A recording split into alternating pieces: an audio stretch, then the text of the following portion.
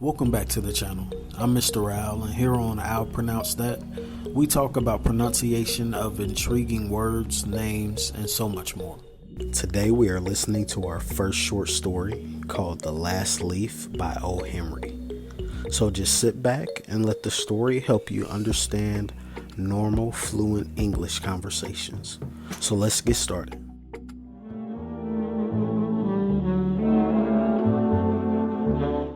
Our story today is called The Last Leaf.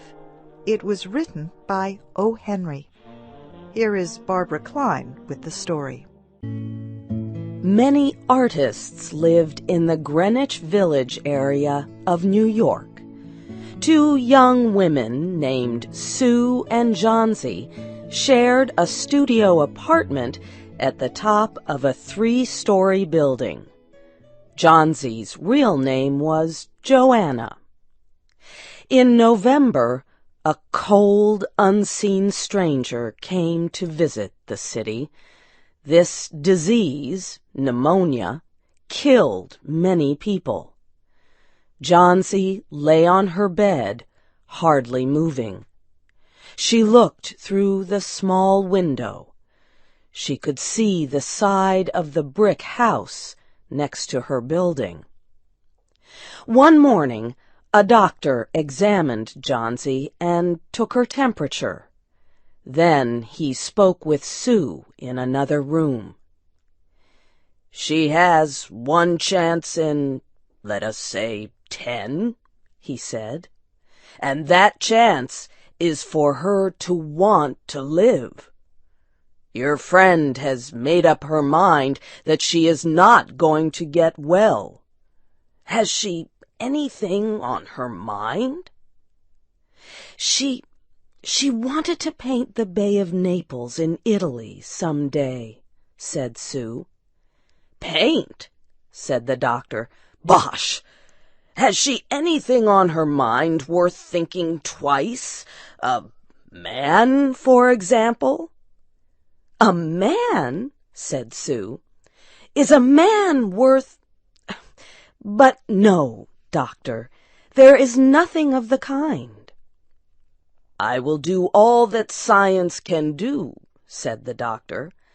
"But whenever my patient begins to count the carriages at her funeral, I take away 50% from the curative power of medicines."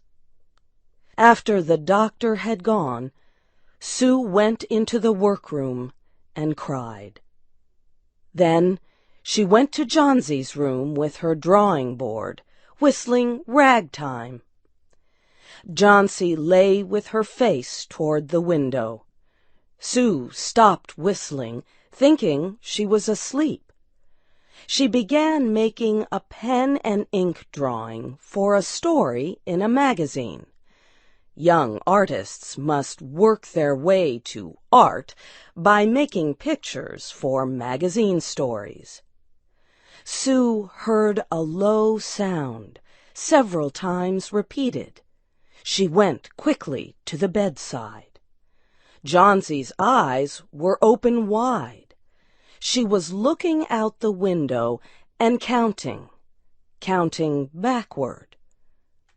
12, she said, and a little later, 11, and then 10, and 9, and then 8 and 7, almost together.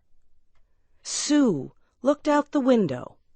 What was there to count?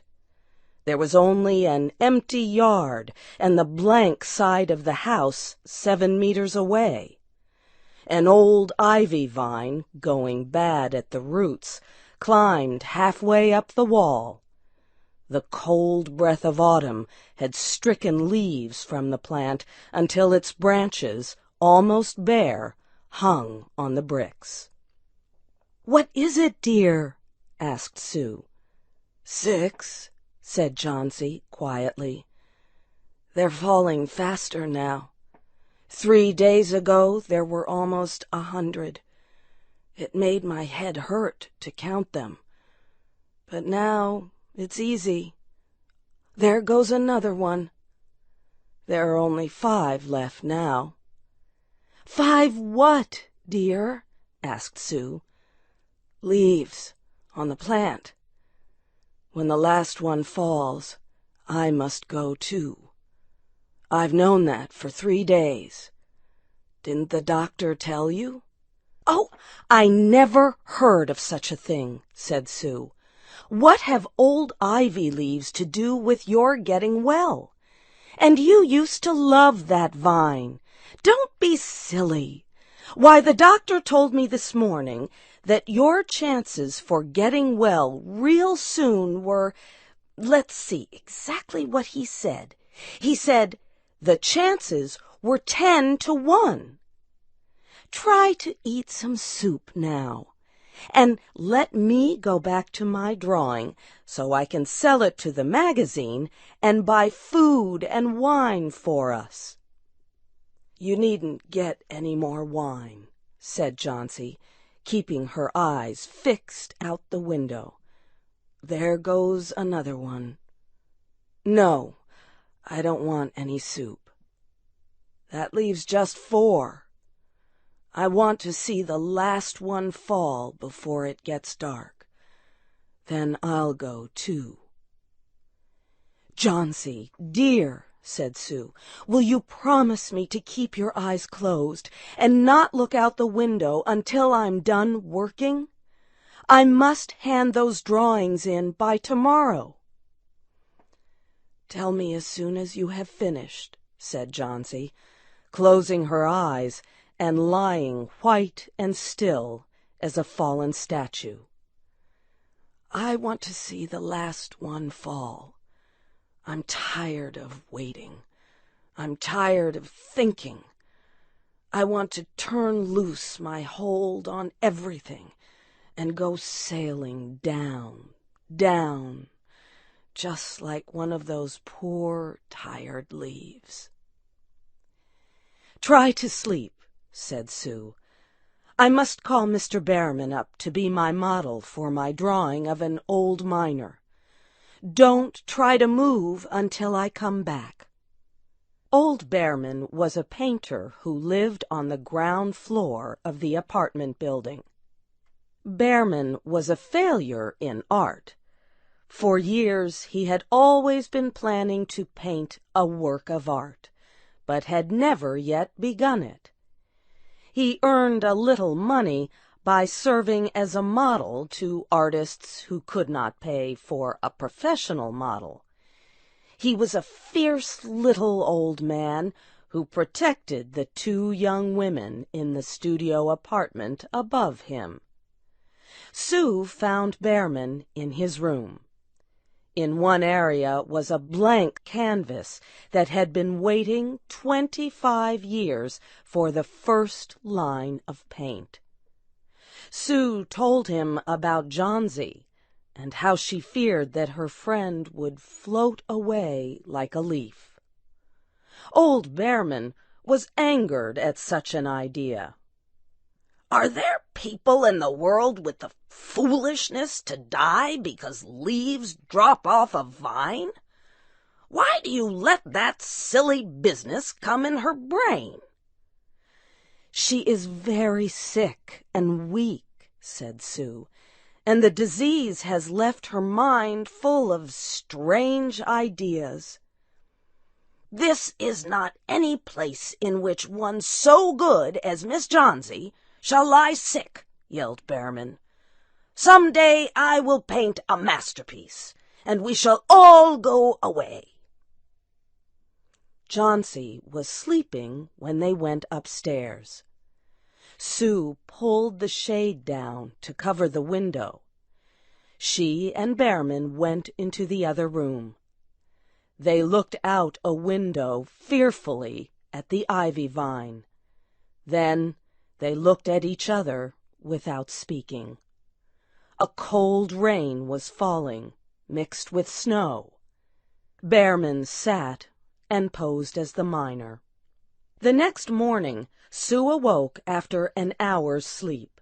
She found Johnsy with wide-open eyes staring at the covered window. "Pull up the shade. "I want to see," she ordered quietly. Sue obeyed. After the beating rain and fierce wind that blew through the night, there yet stood against the wall one ivy leaf. It was the last one on the vine. It was still dark green at the center, but its edges were colored with the yellow. It hung bravely from the branch about 7 meters above the ground. "It is the last one," said Chauncey. "I thought it would surely fall during the night. I heard the wind. It will fall today, and I shall die at the same time." "Dear, dear," said Sue, leaning her worn face toward the bed, "think of me if you won't think of yourself. What would I do?" But Chauncey did not answer.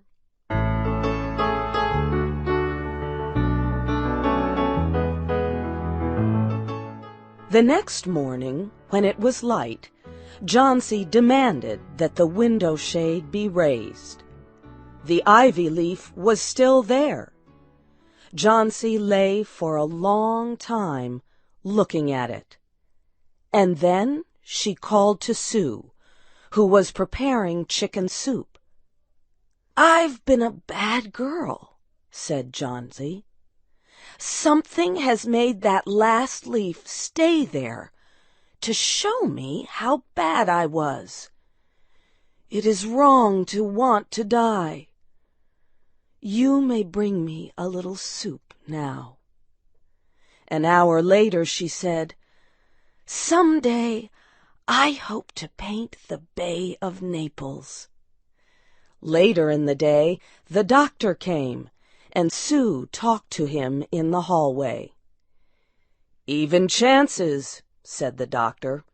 "With good care, you'll win. And now I must see another case I have in your building. Behrman, his name is. Some kind of an artist, I believe. Pneumonia, too. He is an old, weak man, and his case is severe. There's no hope for him, but he goes to the hospital today to ease his pain."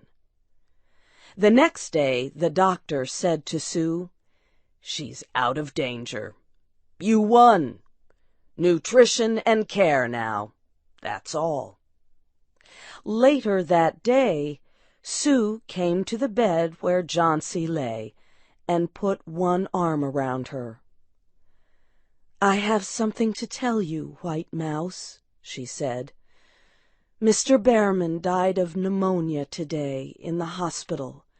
He was sick only 2 days. They found him the morning of the first day in his room downstairs, helpless with pain. His shoes and clothing were completely wet and icy cold. They could not imagine where he had been on such a terrible night. And then they found a lantern, still lighted, and they found a ladder that had been moved from its place, and art supplies and a painting board with green and yellow colors mixed on it. And look out the window, dear, at the last ivy leaf on the wall. Didn't you wonder why it never moved when the wind blew? Oh, darling, it is Behrman's masterpiece. He painted it there the night that the last leaf fell."